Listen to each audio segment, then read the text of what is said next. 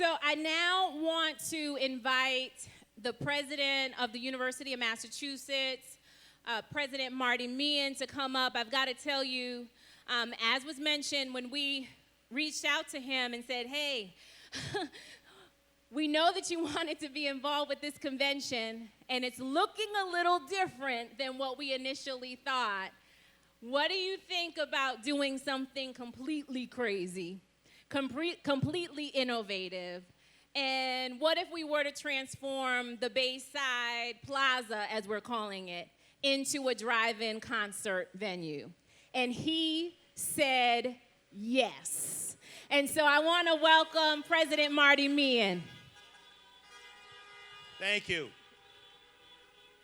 I want to thank Tanisha Sullivan. Is she the best president in the NAACP in America? Thank you very much. To Mayor Walsh, Congresswoman Presley, I want to say welcome to the University of Massachusetts Boston campus. And this campus here at UMass Boston is very, very important to the future of this city and to the future of the Commonwealth of Massachusetts, and we are very, very proud to be hosting this event. The NAACP, for over 100 years, has been the largest and one of the most effective civil rights movement in America, and we are proud to partner with the NAACP. UMass has the same basic principles. What we try to do at UMass is open our doors to everyone and let every person that comes to UMass leave being able to achieve their full potential. Now, I had an opportunity for 14 and a half years to serve in the United States Congress. And it was a great opportunity, but I want to tell you, the greatest person that I met, was John Lewis. I went to a Democratic caucus in 1992, and he walked up to me, and he knew me by name, and I'm shaking, thinking, John Lewis is talking to me. But he knew my name, and I said, how the heck did he know my name? I had an opportunity to work with him, to become friends with him.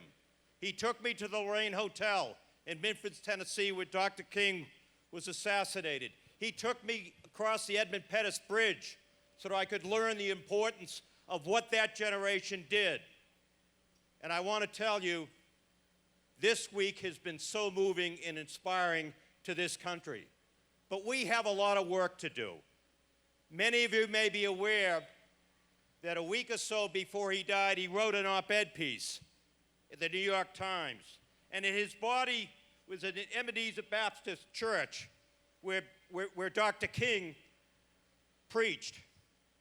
That New York Times article came up, and there was a call to all of us, to all Americans, particularly this generation, that we have much work to be done. And I want to tell you that everyone at the University of Massachusetts is committed to ending systemic racism in America, in dealing with the challenges we have. If you have not read John Lewis's op-ed piece, or even if you have, print it out, keep it in your office, keep it in your kitchen, have your kids read it. It's important. And he closes with this message to the next generation. When historians pick up their pens to write the story of the 21st century, let them say that it was your generation who laid down the heavy burden of hate at last, and that peace finally triumphed over violence, aggression, and war. So I say to you, walk with the wind, brothers and sisters, and let the spirit of peace and the power of everlasting love be your guide. God bless John Lewis, and we all have a lot of work to do. Thank you very much. Thank you, President Meehan. This work is about love. It is about humanity. It is about embracing humanity and loving humanity. It's about courageous leadership. And that's something that all of us possess within ourselves. It's just about activating it.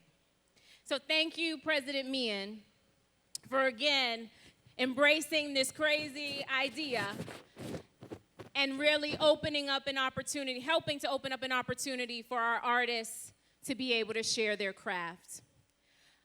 I want to now direct your attention.